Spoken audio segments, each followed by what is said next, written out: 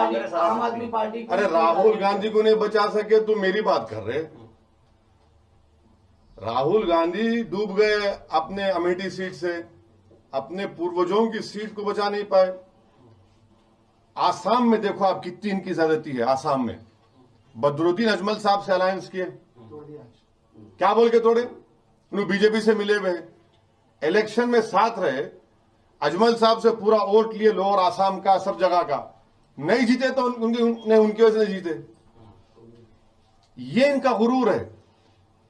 बदरुद्दीन अजमल साहब से अलायंस करे, आप क्यों तोड़ दिए भाई? आप नहीं जीते ना। नहीं जीतने की वजह आपके लोग हैं, मगर क्या करे, गले में डाल दिए जिम्मेदारी मुसलमान की। कांग्रेस तेलंगाना में कहां है बताओ आप? मेन अपोजिशन पार्टी मजलिस है, आंध्रा में गैब। तो ये इनका बोलना ऐसे खाली दिल्ली में बैठ के बोलते रहते, जमीन पे कुछ भी नहीं है इनका। हर जगह पे आप हार रहे हैं, हर जगह पे शिकस्त। पंजाब में लड़ रहे दोनों, वो भी मैं करा रहा हूं क्या है? हर जगह पे इनका कोई, छत्तीसगढ़ में अब इनका चल रहा है। इंटरनल कांग्रेस में बहुत प्रॉब्लम से और एक पार्टी नीचे जाने वाली है, ऊपर आने वाले नहीं है उन्होंने।